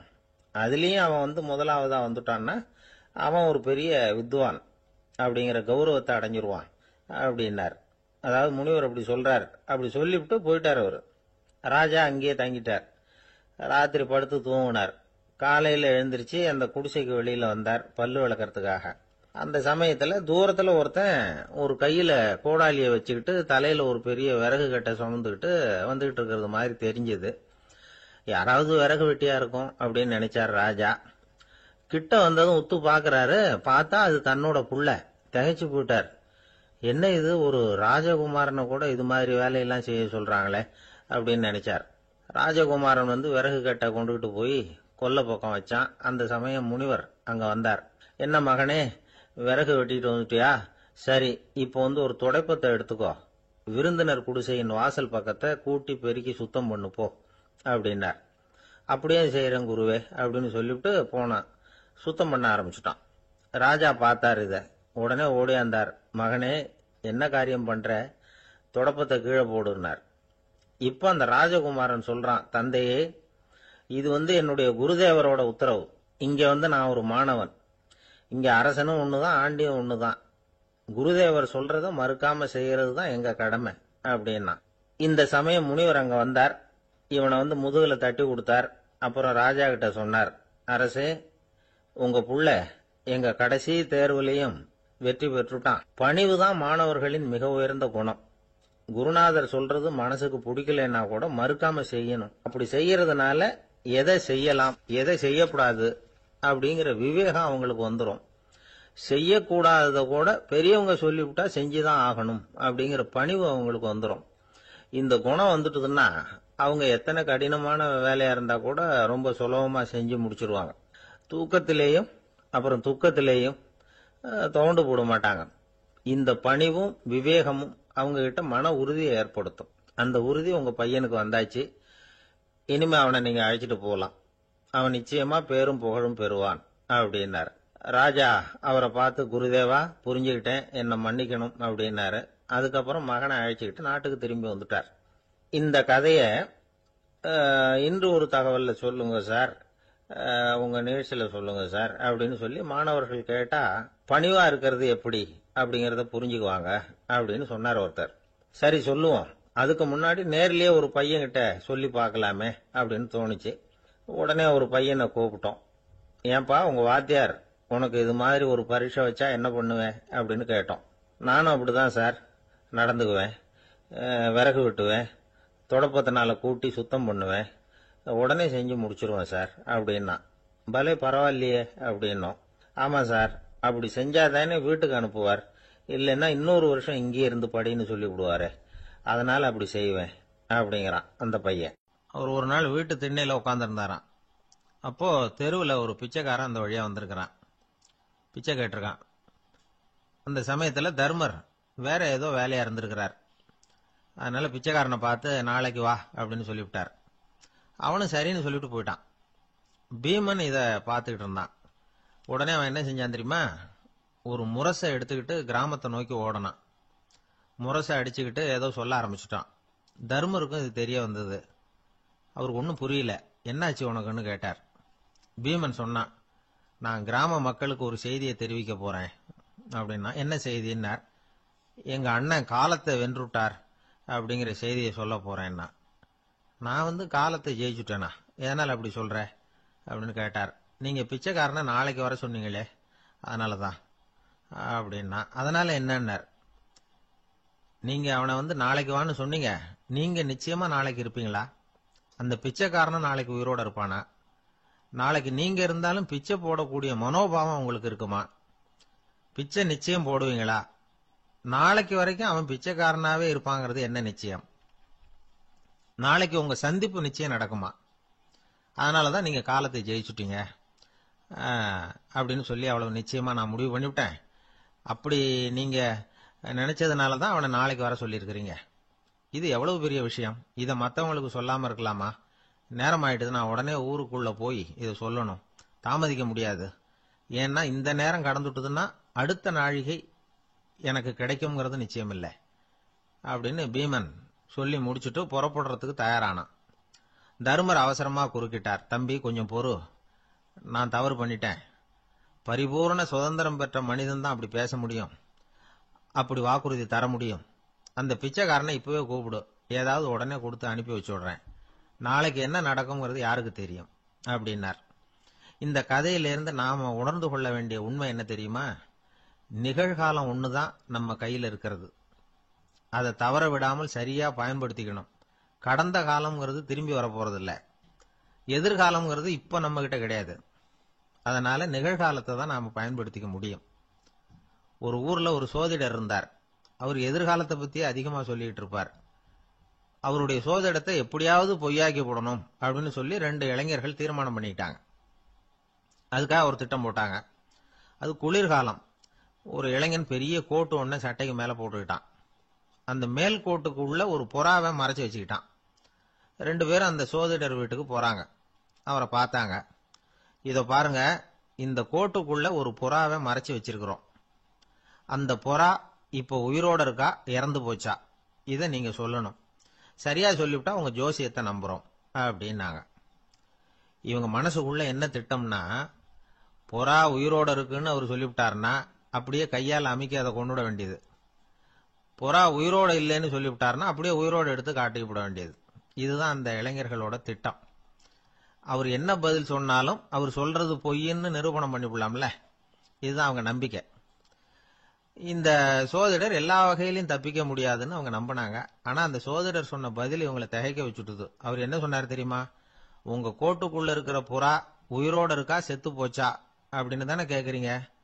அது உங்க கையில இருக்கு. அது சாகவும் இல்லை உயிரோடவும் இல்லை. அந்த பறவையின் வாழ்வும் சாவும் உங்க கையில தான் இருக்குன்னார். இவங்க தோல்வியை ஒத்துக்கிட்டாங்க. இந்த கதையை நமக்கு ஒரு உண்மையை உணர்த்துது. இன்றைய இளைஞர்கள் எதிர்காலம்ங்கிற பறவையை தங்களுக்குள்ள வச்சிருக்கிறாங்க. அந்த பறவையின் வாழ்வும் தாழ்வும் அவங்க கையில தான் இருக்கு. நமது வாழ்க்கைங்கிறது நமது கையில. நாம நல்லா இருக்கிறதும் இல்லாம போறதும் நாம தான் காரணம். ஒரு மருத்துவமனை படுக்கையில கிடந்த நோயாளி சொன்னார், டாக்டர் என்னோட வாழ்வும் சாவும் உங்க கையில தான் இருக்கு, ஏன்னா இப்ப எனக்கு ஆபரேஷன் பண்ண போறது நீங்க அப்படின்னாரு. பயப்படாதீங்க, எல்லாம் நாங்க பாத்துக்கிறோம்னாரு டாக்டர். அதுக்குள்ள டாக்டர், நான் இது வரைக்கும் ஆஸ்பத்திரி பக்கமே வைத்தியத்துக்குன்னு வந்ததில்ல, இதுதான் எனக்கு முதல் ஆபரேஷன், அதுதான் பயமா இருக்குன்னார் நோயாளி. டாக்டர் சொன்னார், எனக்கும் இதுதான் முதல் ஆபரேஷன், அதுக்காக நான் என்ன பயப்படுறேன்னா பாருங்க, தைரியமா இருங்கன்னார். அதனால நம்ம வாழ்க்கையை நாம தான் தீர்மானிக்கணும். அப்படி அதை தீர்மானிக்கிற பக்குவம் நமக்கு வந்துட்டதுன்னா வாழ்க்கையில வெற்றி நிச்சயம். ஒரு பூங்கா, அங்க ஒருத்தர் நின்றுட்டு இருக்கிறார். நின்றுகிட்டே ஏதோ ஆழ்ந்த யோசனையில இருக்கிறார். அந்த பக்கமா இன்னொருத்தர் வந்தார். இவரை கவனிச்சார். என்ன யோசனைன்னு கேட்டார். எப்படி எழுந்திருக்கிறதுன்னு யோசனை பண்ணிட்டு இருக்கிறேன்னாரு அவர். கேட்டவருக்கு ஒரு மாதிரி ஆயிட்டது. ஏற்கனவே நின்றுகிட்டு இருக்கிற ஒருத்தர் எப்படி எழுந்திருச்சு நிக்கிறதுன்னு யோசிக்கிறாருன்னா அது ஆச்சரியம் தானே. அதுக்கப்புறம் இவர் யோசிக்க ஆரம்பிச்சார், என்ன இவர் இப்படி பேசுறாரு அப்படின்னு. கீழே விழுந்தாதானே எழுந்திருச்சு நிக்க முடியும். அதனால எழுந்திருக்கணும்னு நினைக்கிறவங்க முதல்ல கீழே விழணும். இவர் முதல்ல கீழே விழணும், அதுக்கப்புறம் தான் எழுந்திருக்கிறது எப்படின்னு சிந்திக்க முடியும். இந்த உலகத்துல எல்லாருமே கீழே விழுந்து எழுந்தவர்கள் தான். இப்ப இந்த குழந்தை பருவத்துல கீழே விழாம நடைபயில கற்றுக்கிட்டவங்க யாராவது உண்டா? சின்ன வயசுல ஒரு தடவை கூட கீழே விழல சார், அப்படியே பிறந்தார் வளர்ந்தார் பெரியவர் ஆயிட்டார் அப்படின்னு யாரையும் சொல்ல முடியாது. அதனால மனுஷங்கிறவன் விழுந்து புரண்டு எழுந்துதான் நடக்க கத்துக்கிறான். ஒரு உண்மையை நாம எல்லாரும் புரிஞ்சுக்கணும். இந்த உலகத்துல தவறு செய்யாத மனிதர்களே யாரும் கிடையாது. அப்படி இருக்கிறப்போ எப்போதாவது நாம தவறு பண்ணிவிட்டோம்னா அதுக்காக மனசு உடைஞ்சு போயிடக்கூடாது, வாழ்க்கையில வெறுப்பு வந்துடக்கூடாது. ஒரு தவறு நடந்துட்டுதா அதுக்காக மனசு உடைஞ்சு போடாதீங்க, அதை ஒரு பாடமா எடுத்துக்கங்க. அதே தவறு மறுபடியும் நடக்காம வேணும்னா பாத்துக்கலாம், அது போதும். தடைக்கல்ல படிக்கெல்லாம் மாத்திக்கணும், இதுதான் இதுல முக்கியம். ஒரு அலுவலகம், அங்க ஒரு அதிகாரி, அவர் உயர்ந்த பதவியில் இருந்தார். சிறந்த நிர்வாகின்னு பேர் வாங்கினவர் அவர். அவர் தனக்கு கீழே வேலை செய்யறவங்க கிட்ட எல்லாம் சொல்லுவாராம், இந்த நிறுவனத்துல நீங்க எத்தனை தடவை வேணும்னாலும் தவறுகள் செய்யலாம், ஆனா ஒரே விஷயம் என்னன்னா ஒரே தவறை மறுபடியும் செய்யக்கூடாது, அது முக்கியம் அப்படின்பாராம். இத மேம்போக்கா பார்த்தா அவர் ஏதோ தன்னுடைய ஊழியர்களை தவறு செய்ய தூண்டுறது மாதிரி தெரியும். ஆனா உண்மை அப்படி இல்லை. இன்னைக்கு என்ன நடக்குது தெரியுமா? அநேகமா எல்லா மனிதர்களுமே ஒரே தவறை தான் மறுபடியும் மறுபடியும் செய்யறாங்க. விளையாட்டு வீரர்கள் ஒரே மாதிரியான தவறுகளை திரும்ப திரும்ப செய்யறது உண்டு. கணக்கு எழுதுறவங்கள பாருங்க, ஒரே தப்ப மறுபடியும் மறுபடியும் செய்வாங்க. அலுவலகம் வருகிறவர்களை கவனிங்க, ஒரு நாள் தாமதமா வந்தா பரவாயில்ல, தினமும் தாமதமா வருவாங்க. இது மாதிரி செய்த தவறையே திரும்ப திரும்ப செய்யறதுக்கு என்ன காரணம் அப்படின்னா சோம்பல், ஞாபக மறதி, கவனக்குறைவு, தன்னுடைய திறமை பேர்ல அளவுக்கு மீறிய நம்பிக்கை, இப்படி இதுல ஏதாவது ஒரு காரணமா இருக்கலாம் அப்படிங்கிறாங்க இது பற்றி ஆய்வு செய்கிற வல்லுநர்கள். ஒரு தடவை செஞ்ச தவிர மறுபடியும் செய்யறது இல்லைன்னு முடிவு செஞ்சுக்கிட்டு அதை செயல்படுத்த கத்துக்கணும், அது போதும், வாழ்க்கை வெற்றிகரமா அமையும் அப்படிங்கிறாங்க அந்த அனுபவசாலிகள். அதனால வெற்றிகரமா வாழ்க்கையில நடைபோட விரும்பும் இளைஞர்கள் தவிர்க்க வேண்டியது என்னன்னா, முதல்ல சோம்பலை தவிருங்கள், சுறுசுறுப்பாக இயங்குங்கள் அப்படிங்கறது அவங்க அறிவுரை. ரெண்டாவது ஞாபக மறதி, எந்த செயல்லையும் ஈடுபாடு வேணும், அக்கறை வேணும். மூணாவது கவனக்குறைவு, எதையும் அலட்சியப்படுத்தக்கூடாது. நாலாவது என்னால முடியாதது எதுவுமே கிடையாது அப்படிங்கிற அளவுக்கு மீறிய நம்பிக்கை அது ஆபத்துல கொண்டு போய் விட்டுரும். அதனால முதல் தவறு உங்களுக்கு ஒரு பாடமா அமையணும். ஒரு மனிதர் அவர் தன்னுடைய 2 காதுலயும் கட்டு போட்டுக்கிட்டு வந்தார். அவருடைய நண்பர் அதை கவனிச்சுட்டார். என்ன சார் ஆச்சு, 2 காதுலயும் கட்டு போட்டிருக்கீங்களே அப்படின்னு விசாரிச்சார். ஒண்ணுமில்ல சார், வீட்டுல ரொம்ப ஆர்வமா டிவியில கிரிக்கெட் மேட்ச் பார்த்துக்கிட்டு இருந்தேன். அப்போ என்னுடைய மனைவி துணிகளுக்கு அயன் பண்ணிட்டு இருந்தாங்க. அயன் பாக்ஸை அப்படியே வச்சுட்டு அடுப்பங்கரைக்கு போயிட்டாங்க. அந்த சமயம் பார்த்து டெலிபோன் பண்ணி அடிச்சுது. அவசரமா ஓடி போய் அதை எடுத்து காதுல வச்சேன். அப்பதான் தெரியும் அது அயன் பாக்ஸுங்கிற விஷயம். சூடா இருந்ததா, சுட்டு விட்டுது அப்படின்னாரு. ஒரு காது சரி சார், 2 காதும் ஏன் அப்படி ஆச்சு அப்படின்னு கேட்டார். அதே ஆளு மறுபடியும் போன் பண்ணா சார் அப்படின்னாரு. இவர் எவ்வளவு தூரம் யோசிச்சிருப்பாரு பாருங்க. அதனால ஒரு தவறு மறுபடியும் நடக்கக்கூடாது. முதல் தவறு உங்களுக்கு ஒரு பாடமாக அமையட்டும் அப்படிங்கிறது தான் இதுல இருந்து நாம தெரிந்து கொள்ள வேண்டிய கருத்து. அதனால தவறுகள் அதெல்லாம் தடைக்கெல்லாம் நினைக்க வேண்டாம், படிக்கெல்லாம் நினைப்போம். அப்படி நினைச்சோம்னா வாழ்க்கையில வெற்றி நிச்சயம். கொஞ்சம் தூரத்துல நாம நிக்கிறோம். எட்டத்துல இருந்துகிட்டு அவரை கவனிக்கிறோம். அவர் போன்ல பேசுறத, அவர் பேசுகிற வார்த்தைகள் என்ன அப்படிங்கறது நம்ம காதுல விழல. ஆனாலும் அவர் பேசிக்கிட்டு இருக்கிறது நல்ல செய்தியா கெட்ட செய்தியா அப்படிங்கறத நம்மால யூகிக்க முடியும். மகிழ்ச்சியான செய்தியை பேசும்போது முகம் மலருது, புன்னகை பூக்குது. இதுல ஒண்ணு நீங்க கவனிக்கணும். தொலைபேசியில நாம பேசுறப்போ நம்மோட பேசுறவர் எதிரில் இல்ல. அவர் தொலைபேசி வழியா நம்ம குரலை மட்டும்தான் கேட்க போறார். நம்ம முகத்தை அவர் பார்க்க போறது இல்ல. அப்படி இருந்தும் அப்ப நம்ம முகம் ஏன் மலரணும் அப்படின்னா இதுதான் உடல் மொழி, பாடி லாங்குவேஜ் அப்படின்னு சொல்றாங்க. நம்ம அறியாமலேயே நம்ம உடம்பு செய்திகளை தெரிவிக்குது பாருங்க, அதுதான் உடல் மொழி. ஒரு மனிதர் தொலைபேசியில பேசிக்கிட்டு இருக்கிறத நீங்க தூரத்துல இருந்து கவனிச்சுக்கிட்டே அவர் நண்பரோட பேசுறாரா, மனைவியோட பேசுறாரா, குழந்தையோட பேசுறாரா, இல்ல மேல் அதிகாரி கிட்ட பேசுறாரா, அல்லது அவருக்கு கீழே பணிபுரிகிறவர்கள் கிட்ட பேசுறாரா அப்படிங்கறத கண்டுபிடிக்கலாம். அதுக்கு காரணம் அவருடைய உடல் மொழி. இந்த உடல் மொழி கூட நம்ம வாழ்க்கையின் முன்னேற்றத்துக்கு பயன்படும். இத பத்தியெல்லாம் கூட சில நிபுணர்கள் ஆராய்ச்சி பண்ணி பார்த்திருக்கிறாங்க. அவங்க சில விவரங்களை சொல்றாங்க. குறிப்பா ஒருத்தர் தன்னுடைய நாற்காலியில கிட்டத்தட்ட படுத்துக்காத குறையா உட்கார்ந்துருக்கிறாருன்னு வச்சுங்க. எதிர இருக்கிறவர் பேசுறது அவருக்கு பிடிக்கலன்னு அர்த்தமா. தலையை சொரிஞ்சுக்கிறது, வேற வேற திசைகள்ல பாக்குறது, கொட்டாவி விடுறது, கால்களை மாத்தி போட்டு உட்கார்றது, களைப்பா கை விரல்களை அப்படியே பின்னிக்கிறது, அடிக்கடி கடிகாரத்தை பாக்குறது, இப்படிலாம் ஒருத்தர் பண்ணிட்டு இருக்கிறாருன்னா நாம கூடிய சீக்கிரம் அந்த இடத்த விட்டு எழுந்திரிச்சு வந்துடுறது நல்லது. ஏன்னா இதெல்லாம் அவருடைய சலிப்பு, சோர்வு, ஆர்வமின்மை இதுக்கு அடையாளங்கள். நம்முடைய பேச்சு அவரை சலிப்படைய வச்சுட்டதுன்னு அர்த்தம். அவர் ரொம்பவும் சோர்ந்து போயிட்டாருன்னு பொருள். நம்முடைய பேச்சில் அவருக்கு ஆர்வம் இல்லைன்னு அர்த்தம். அதே நேரத்தில் நாற்காலியின் நுனியில அமர்ந்து உடலை முன்னுக்கு நகர்த்தி எதிர இருக்கிறவரின் கண்களை பார்த்துக்கிட்டே பேசினாலும் சரி அல்லது பேச்சை கேட்டாலும் சரி, உங்க பேர்ல மற்றவங்களுக்கு உள்ள பிடிப்பு அதிகரிக்கும். நாம எப்படிப்பட்டவர்ங்கிறத நம்ம உடம்பும் நடை உடை பாவனையும் அடுத்தவங்களுக்கு காட்டி கொடுத்துரும். உங்க உடம்பு, உங்க பார்வை, நடை, உட்கார்ற விதம் இதை வச்சுக்கிட்டே நீங்க பொறுப்புள்ளவரா, முரடரா, அலட்சியமானவரா, மரியாதை தெரிஞ்சவரா, அடக்கமானவரா, நம்பிக்கைக்கு உரியவரா, நாணயம் இல்லாதவரா, பயந்தவரா, திறமசாலியா, அப்பாவியா அப்படிங்கறதெல்லாம் கண்டுபிடிச்சிடலாம். அதனால இந்த உடல் மொழியை புரிஞ்சுக்கிட்டு நம்மளை கொஞ்சம் சரிப்படுத்திக்கிட்டோம்னா வாழ்க்கையில சுலபமா பல காரியங்களை சாதிக்க முடியும். ஒரு மனநல மருத்துவமனை, அங்க ஒருத்தர் ஒரு நாற்காலியில உட்காந்துக்கிட்டு கார் ஓட்டுறது மாதிரி அப்படி பாவனை பண்ணிட்டு இருந்தார். ஸ்டேரிங்கை திருப்புறது மாதிரி, பின்னாடி வர்ற வண்டியை நிக்க சொல்றது மாதிரி, அப்புறம் இவரு ஒதுங்கிக்கிட்டு அவருக்கு வழி விடுறது மாதிரி, இப்படிலாம் சேட்டைகள் பண்ணிட்டு இருந்தார் மனநல மருத்துவமனையில. இத பார்த்துக்கிட்டு இருந்த ஒருத்தர் பக்கத்துல இருந்த இன்னொருத்தர்கிட்ட கேட்டார், இவர் ஏன் இப்படி பண்றாரு, இவருக்கு ஏன் அப்படி வந்தது நிலைமை அப்படின்னு சொல்லி அவர் விசாரிச்சார். அப்ப அவர் விவரம் சொன்னார். வேற ஒண்ணும் இல்லைங்க, இவருக்கு கார் ஓட்டணும்னு ஆசை ரொம்ப காலமா, அது நிறைவேறாம போயிட்டுது. அதுக்கப்புறம் அவர் மனநோயாளியா மாறிட்டார். இங்க அழைச்சிட்டு வந்தாங்க. இங்க அழைச்சிட்டு வந்ததுல இருந்து அப்படிதான் பண்ணிட்டு இருக்கிறார். அவ கார் ஓட்டுறது மாதிரிலாம் பாவனை பண்ணிட்டு இருப்பார், திருப்புறது மாதிரி பண்ணுவார், பின்னாடி வர்றவங்களுக்கு இடம் விடுவார், இப்படிலாம் செய்யறார் அப்படின்னு விவரம் சொன்னாங்க. நீங்க சொல்லப்படாதா, இப்ப நீங்க கார் ஓட்டல, வெறும் நாற்காலியில தான் உட்கார்ந்து இருக்கிறீங்க அப்படின்னு நீங்க சொல்லப்படாதா அவருக்கு அப்படின்னு கேட்டாங்க. அது முடியாதுங்க, ஏன்னா அந்த காரை கழுவுறதுக்காக அவர் தினமும் எனக்கு 10 ரூபா கொடுத்துக்கிட்டு இருக்கிறார் அப்படின்னாராம் அங்க வேலை செஞ்சுக்கிட்டு இருந்த ஒருத்தர். அதனால வாழ்க்கையில நாம இந்த உடல் மொழியை புரிஞ்சுக்கணும்.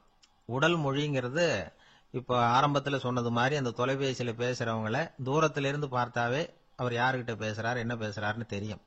நம்ம முகத்தை நல்லா வச்சுக்கணும். உடல் மொழிய நம்ம புரிஞ்சுக்கிட்டு பயன்படுத்த ஆரம்பிச்சோம்னா எந்த முயற்சி பண்ணினாலும் அதுல வெற்றி நிச்சயம். பிரிட்டிஷ் ஆட்சி நடந்துகிட்டு இருந்த காலம் 1920களின் கடைசி. அப்போ நடந்த ஒரு உண்மை நிகழ்ச்சி இது. ஒரு கல்யாண மாப்பிள்ளை ரயில்ல இறங்க போறார். அவரை வரவேற்க ஒரு ராஜ குடும்பமே காத்துக்கிட்டு இருக்குது. மங்களூர்ல இருந்து இறங்குற அந்த மாப்பிள்ளை யார் தெரியுமா? ஒரு நாய். உண்மைதான், அந்த நாய்க்கு தான் கல்யாணம். சுதேசி சமஸ்தானத்து மன்னர்கள்ல ஒருத்தர் ஜூனாகட் மகாராஜா. அவரோட வளர்ப்பு நாய் ரோஷனாரா. அதுக்கு கல்யாணம் பண்ணி வைக்கணும்னு ஆசைப்பட்டார். மாப்பிள்ளை தேடினார். மங்களூர் மகாராஜாவோட வளர்ப்பு நாய் ஒன்னு இருந்தது, பேரு பாபி. இது ரெண்டுக்கும் கல்யாணம் நடத்த முடிவு பண்ணார். திருமணத்துக்கு வேண்டிய எல்லா ஏற்பாடுகளையும் பண்ணுங்க அப்படின்னு உத்தரவு போட்டார். ஆயிரக்கணக்கான அழைப்புதழ்கள், பல சமஸ்தான மன்னர்கள், ஜமீன்தார்கள், பிரிட்டிஷ் அதிகாரிகள், பெரிய பணக்காரங்க, இப்படி நிறைய பேருக்கு அழைப்புதழ்கள் அனுப்பி வச்சாங்க.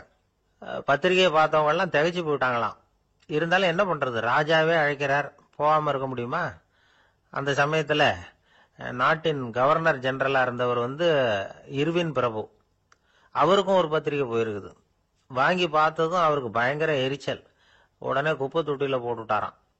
மாட்சிமை தங்கிய பிரிட்டன் சக்கரவர்த்தியின் பிரதிநிதியான தன்னை கேவலம் ஒரு நாயின் திருமணத்துக்காக அழைக்கிறதா அப்படின்னு அவருக்கு ஆத்திரம். இருந்தாலும் கல்யாணம் பிரமாதமா நடந்துதான். கல்யாணத்தன்னைக்கு பொண்ணுக்கு ஸ்பெஷல் குளியல், தண்ணீருக்கு பதிலாக வாசனை திரவியங்கள், பன்னீர், குளிச்சதுக்கு அப்புறம் அலங்காரம், வைர மாலை, முத்து மாலை, ஏகப்பட்ட அலங்காரம். மாப்பிள்ளையை அழைக்கிறதுக்கு ரயில்வே ஸ்டேஷன்ல ராஜ குடும்பமே காத்துக்கிட்டு இருக்குது. அவங்களோட வளர்ப்பு நாய்கள் 250. அத்தனை நாய்களுக்கும் பட்டு துணி போத்தி இருக்குது. முத்து வடங்கள் அணிவிச்சிருக்கிறாங்க. எல்லாம் ராஜ நாய்கள். அதுகளையும் வீதியில நடக்க விடலையாம். அதுகளை சுமந்துகிட்டு போக அலங்கரிக்கப்பட்ட யானைகள் காத்துக்கிட்டு இருக்குதாம். மாப்பிள்ளைக்கு வரவேற்பு எப்படி தெரியுமா? அது நடந்து வர்ற பாதை பூரா ரத்தன கம்பளம் விரிச்சிருக்குது. 2 பக்கமும் ராஜாங்க அதிகாரிகள் கைகட்டி நிக்கிறாங்க. அரசு படை வீரர்கள் அணிவகுப்பு மரியாதை செலுத்துறாங்க. அந்த நாய் ராஜ மரியாதையோட நடந்து வருது. நகையெல்லாம் போட்டுக்கிட்டு வருது. திருமண மண்டபத்துக்கு சேருது. அங்க கல்யாணம் அமோகமா நடக்குது. இந்த திருமணத்தை முன்னிட்டு அந்த ஜூனாகட் சமஸ்தானத்துக்கு 3 நாள் விடுமுறை வேற. கல்யாணத்துக்கு வந்திருந்தவங்களுக்கெல்லாம் ஏக தடபுடலா விருந்து, நாட்டியம் எல்லாம் பிரமாதமா நடந்துதான். இந்த கல்யாணத்துல கலந்துக்க வந்திருந்த மற்ற சமஸ்தானத்து மன்னர்கள், திவான்கள், அரச குடும்பத்தினர், இப்படி அவங்க 700 பேராம். அவங்க போறதுக்காக விசேஷ ரயில்கள்லாம் வேற விட்டுருக்காங்க. கல்யாணம் முடிஞ்சதும் அந்த நாய் தம்பதிகளோட பெரிய பெரிய மன்னர்கள்லாம் ஒன்னா உட்காந்து சாப்பிட்டாங்களாம். ஏர் கண்டிஷன் அறையில அந்த தம்பதிகள் கொஞ்ச காலம் வாழ்ந்திருக்கிறாங்க. கொஞ்ச நாள்ல மாப்பிள்ளைக்கு மரியாதை குறைய ஆரம்பிச்சுட்டுது. வெளியில துரத்தி விட்டாங்களாம். அந்த பெண் நாய் மட்டும் ராஜ போகங்களை அனுபவிச்சு வந்துதான். இந்த கல்யாணத்தை பார்த்துட்டு தொடர்ந்து மற்ற சமஸ்தானத்து மன்னர்களும் நாய் திருமணங்கள் நடத்த ஆரம்பிச்சுட்டாங்களாம். இது உண்மையில நடந்திருக்குது. இப்படி அது இருக்கட்டும். இப்ப நம்ம கதைக்கு வருவோம். ஒரு ராஜாவுக்கு ரொம்ப நாள் கழிச்சு ஒரு குழந்தை பிறந்துதான். அரண்மனை ஜோசியரை கூப்பிட்டு இருக்கார் ராஜா. ஜோசியரே, என் மகன் வருங்காலத்துல சிறந்த வாழ் வீரனா வரணும்னு ஆசைப்படுறேன். வருவானாங்கிறத கொஞ்சம் பார்த்து சொல்லுங்களேன் அப்படின்னாராம். ஜோசியர் சொன்னார், மன்னா, உங்க புள்ள வாழ் வீரனா வர்றது கஷ்டம். ஆனா அவரும் உங்களை மாதிரியே நாய்க்குட்டிகள் பேர்ல பிரியமா இருப்பார். அதுகளுக்கு கல்யாணமும் பண்ணி வைப்பார் அப்படின்னாராம். அது எப்படி கண்டுபிடிச்சிங்க அப்படின்னு கேட்டிருக்கார் ராஜா. அரசே, உங்க பிள்ளைக்கு வாழ் மேல உள்ள பிரியத்தை காட்டிலும் நாய் மேல உள்ள பிரியம் அதிகம்ங்கிறதுக்கான அறிகுறி இப்பவே தெரியுது. நல்லா கவனிச்சு பாருங்க. அவரு வாழ்ன்னு கத்துறாரு அப்படின்னாரு. கவனிச்சு பார்த்துட்டு அப்படி எனக்கு காதுல விழலையே அப்படின்னாராம் மன்னர். அதனாலதான் சொன்னேன், அவர் கத்துறது வாழ்ன்னு கத்தல, வள்ளுன்னு கத்திக்கிட்டு இருக்கார். அதனாலதான் அப்படி சொன்னேன் அப்படின்னாராம் அரண்மனை ஜோசியர். இந்த உலகத்துல உண்மையாவே வேதாந்தம் பேசுறவங்களும் உண்டு. உள்ளுக்குள்ள வேற மாதிரி இருந்துகிட்டு வெளியில வேதாந்தம் பேசுறவங்களும் உண்டு. ஒரு ஆள் இருந்தார். அவரு ஒரு கடை வச்சு வியாபாரம் பண்ணிக்கிட்டு இருந்தார். மகா கஞ்சன், யாருக்கும் எந்த உதவியும் செய்ய மாட்டார். எச்சில் கையென்ன ஈர கையை கூட உதற மாட்டார். அப்படிப்பட்ட மனுஷன். அந்த ஊருக்கு ஒரு முனிவர் வந்துகிட்டு இருந்தார். வருஷத்துக்கு ஒரு தடவை வருவார். ஒரு நாள் 2 நாள் இருப்பார், அப்புறம் போயிடுவார். அந்த முனிவர் வர்றப்போலாம் இந்த ஆள் எழுந்திருச்சு ஓடி போய் அவரை வரவேற்பான். ரொம்ப பெரிய வேதாந்தி மாதிரி அவர்கிட்ட பேசிக்கிட்டு இருப்பான். காயமே இது பொய், வெறும் காற்றடைத்த பையும்மா, தர்மம் தலைகாக்கும்மா. பணம் என்ன சார் பணம், இன்னைக்கு ஒருத்தன் கையில இருக்கும், நாளைக்கு ஒருத்தன் கையில இருக்கும், எல்லாம் மாயம். எனக்கு தான் இன்னமும் இந்த சம்சார பந்தத்திலிருந்து விடுபடுறதுக்கு நேரம் வரலேம்மா. அந்த முனிவரும் இந்த ஆள் இப்படி சொல்றதை கேட்ட உடனே, ஏப்பா அப்படி சொல்ற, இப்ப கூட நீ சரின்னு சொல்லு, உனக்கு தீட்சை கொடுத்து இதுல இருந்து விடுபடுற ஞானத்தை போதிக்கிறேன் பார். உடனே அந்த ஆள் என்ன சொல்லுவான் தெரியுமா? ஐயோ சாமி, இப்போ அது எப்படிங்க முடியும், பிள்ளைங்கள்லாம் சின்ன சிறுசுங்க, அதுகளுக்கெல்லாம் ஒரு கல்யாணம் காட்சின்னு செஞ்சு கடமையை முடிச்சுட்டா நீங்க சொல்றபடி செஞ்சு விடலாமா. சரி, இன்னும் முனிவர் போயிடுவார். அடுத்த வருஷம் வருவார். இவன் வழக்கம் போல வேதாந்தம் பேசுவான். சரி தீட்சை கொடுக்குறேன் வா அம்பார். பேரம்பேத்தியை பார்க்கணும், கோர்ட்ல கேஸ் ஒன்று இருக்கு, அது முடியணும் அப்படின்னு தயங்க ஆரம்பிச்சிருவான். எல்லாம் சொல்லுவான், ஆனா குடிக்கிறதுக்கு தண்ணி கூட கொடுக்க மாட்டான். ரொம்ப வருஷம் கழிச்சு மறுபடியும் ஒரு நாள் அந்த ஊருக்கு முனிவர் வந்தார். இவன் கடைக்கு வந்தார். அப்புறம் அங்க கல்லாவில் நம்ம ஆள் இல்லை, அவன் புள்ளதான் உட்காந்துருக்கிறான். அப்பாவை போலவே புள்ளையும் எழுந்திரிச்சு ஓடியாந்து முனிவரை வரவேற்றான். அப்பா எங்கன்னு விசாரிச்சாரு முனிவர். ஐயோ அதை ஏன் கேக்குறீங்க சாமி, உங்ககிட்ட தீட்சை வாங்கி இந்த சம்சார பந்தத்திலிருந்து விடுதலை பெறணும்னு சொல்லிக்கிட்டே இருப்பார், அது நிறைவேறாமலே போய் சேர்ந்துட்டார். போன மாசம் ஒரு நாள் திடீர்னு நெஞ்சு வலிக்குதுன்னாரு, அவ்வளவுதான் போட்டுன்னு போயிட்டார் அப்படின்னு புலம்புனான் பையன். இதை கேட்டதும் முனிவர் சிரிச்சாரான். அவன் எங்கடா போவான், உன் அப்பா எங்கேயும் போகல, இதோ வாழாட்டிக்கிட்டு உன் காலடியிலே இருந்துகிட்டு இருக்கான் பார் அப்படின்னு சொல்லி அங்க நின்றுகிட்டு இருந்த ஒரு நாயை சுட்டி காட்டினாராம். என்ன சாமி சொல்றீங்க அப்படின்னு ஆச்சரியமா கேட்டிருக்கான் பையன். உடனே முனிவர் அந்த நாயோட தலையில ஒரு தட்டு தட்டி பேசுறா அப்படின்னாராம். உடனே அந்த நாய் வேதாந்தம் பேச ஆரம்பிச்சுட்டுதான். காயமே இது போய் வெறும் காற்றடைத்த பைய அப்படின்னு தான். முனிவர் சொன்னார், அடே இப்பவும் ஒன்னும் கெட்டு போகல, நீ விரும்புனா சொல்லு, உனக்கு தீட்சை கொடுத்து என் பின்னாடியே அழைச்சிட்டு போயிடுறேன், அங்க அழைச்சிட்டு போய் உனக்கு ஞானத்தை போதிக்கிறேன், வர்றியா அப்படின்னு கேட்டிருக்காரு. உடனே அந்த நாய் சொல்லிச்சான், ஐயோ அதை ஏன் கேக்குறீங்க சாமி, நான் உண்ணாம தின்னாம ஏராளமான சொத்து சேர்த்து வச்சுட்டேன். என் பிள்ளைங்க அதோட பெருமை தெரியாம ராத்திரி நேரம்லாம் கதவை திறந்து போட்டுட்டு தூங்கிடுவாங்க. அதனால இப்படி நாயா பிறந்து ராத்திரி பகலா சுத்தி சுத்தி காவல் காத்துட்டு கிடக்கிறேன். இப்ப எப்படி சாமி வர முடியும் அப்படின்னு கேட்டுதான். அறியாமையிலேயே சுகம் கண்டு இப்படி இருக்கிற ஆளுங்களுக்கு எப்படி விடுதலை கிடைக்கும், எப்ப விடுதலை கிடைக்கும் அப்படின்னு கேட்கிறார் தசாவதானி, திருக்குறள் பேர் ராமையா. அவர் கேட்கறது நியாயம் தானே. இந்த காலத்து பையன் ஒருத்தன் அப்பா கிட்ட சொன்னான், அப்பா இன்னைக்கு நான் 1 ரூபா மிச்சப்படுத்தி விட்டேன் அப்படின்னு நானா. அப்படியா, என்னடா பண்ணேன்னு கேட்டிருக்காரு அப்பா. டவுன் பஸ்ல ஏறாம அது பின்னாடியே ஓடியாந்தேன், 1 ரூபா மிச்சம் தானே அப்படின்றான். அட பாவி, ஒரு ஆட்டோ பின்னாடி ஓடியாந்துருந்தா 10 ரூபா மிச்சமாயிருக்குமே, வேஸ்ட் பண்ணிட்டியே அப்படின்னாராம் அந்த அப்பா. ஒரு கோவில்ல ஆன்மீக சொற்பொழிவு நடந்துகிட்டு இருக்குது. ஒரு பெரியவர் பேசிக்கிட்டு இருக்கார். கடவுளை பத்தியும் சொர்க்கத்தை பத்தியும் மனுஷனை பத்தியும் அவர் விவரமா பேசுறார். எல்லாரும் உட்கார்ந்து கேட்கறாங்க. அந்த கூட்டத்துல ஒரு தத்துவ ஞானியும் உட்கார்ந்து இருக்கிறார். அவருடைய நண்பர். பேசி முடிச்சதும் அந்த பெரியவர் மேடையை விட்டு இறங்கினார். நேரா அந்த தத்துவ ஞானி கிட்ட வந்தார். எப்படி இருந்தது என்னுடைய பேச்சு அப்படின்னு கேட்டார். நீங்க பேசினது ஒண்ணுக்கு ஒண்ணு முரண்பாடா தெரிஞ்சது அப்படின்னாராம் இவரு. நான் என்ன அப்படி தப்பா பேசிவிட்டேன் அப்படின்னாராம் அவரு. கடவுளை நம்புகிறவன் சொர்க்கத்துக்கு போவான்னு சொன்னீங்க, அப்புறம் நல்ல விதமா வாழறவன் சொர்க்கத்துக்கு போவான்னு சொன்னீங்க அப்படின்னாராம். இதுல என்ன முரண்பாடுன்னு கேட்டிருக்காரு அவர். இதுலதான் முரண்பாடு தெரியுது எனக்கு. அதாவது இங்க ஒருத்தன் எல்லா தப்பும் பண்ணிட்டு இருக்கிறான், அவன் கடவுளை நம்பினான்னா அவன் சொர்க்கத்துக்கு போவானா, இது என்னுடைய முதல் கேள்வி. இல்லைன்னா ஒருத்தன் எந்த தப்பும் பண்ணல, ரொம்ப ஒழுங்கா வாழ்ந்துகிட்டு இருக்கிறான், ஆனா அவன் கடவுளை நம்பல, அவன் என்ன நரகத்துக்கு தான் போவானா. கடவுள் நம்பிக்கை உள்ள ஒரு திருடன் என்ன ஆவான், எங்க போவான். கடவுள் நம்பிக்கையே இல்லாத ஒரு நல்லவன் என்ன ஆவான், எங்க போவான். ஒருத்தன் இங்க கடவுள் நம்பிக்கையோட வாழறது முக்கியமா அல்லது நல்லவனா வாழறது முக்கியமா, இதுதான் இவர் கேட்ட கேள்வி. இதை கேட்டதும் அந்த பெரியவர் குழம்பி போயிட்டார்.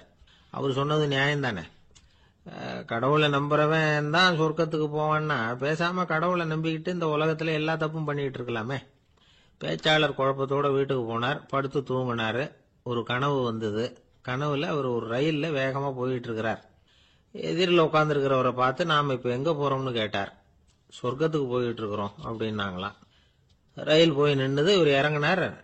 இங்க கௌதம புத்தர் இருப்பார், சாக்ரட்டிஸ் இருப்பார், அவங்கள பார்க்கறதுக்கு ஒரு நல்ல வாய்ப்பு அப்படின்னு நினைச்சுக்கிட்டே அங்கேயும் இங்கேயும் பார்த்தார். அங்க யாருமே இல்லை. ஒரே பாலைவனம் மாதிரி இருக்குது. பச்சை இல்லை, பசுமை இல்லை, பூக்கள் இல்லை, மரம்லாம் மொட்டையா நிக்குது. எலும்பும் தோலுமா சில முனிவர்கள் அங்கேயும் இங்கேயுமா உட்காந்துருக்கிறாங்க. இவர் அவங்க கிட்ட போய் இந்த புத்தர், சாக்ரட்டிஸ் இவங்கெல்லாம் எங்க இருக்கிறாங்கன்னு கேட்டாராம். அப்படி யாரும் இங்க இல்லையே, அவங்கெல்லாம் யாரு அப்படின்னு திருப்பி கேட்டிருக்கிறாங்க. இவருக்கு அதிர்ச்சியா போச்சு. அப்படின்னா அவங்க எங்க போயிருப்பாங்க? உடனே ரயில் நிலையத்துக்கு ஓடி வந்தார். அப்பதான் நரகத்துக்கு ஒரு ரயில் புறப்பட்டுக்கிட்டு இருந்தது அங்கிருந்து. அதுல ஏறி உட்கார்ந்தார்.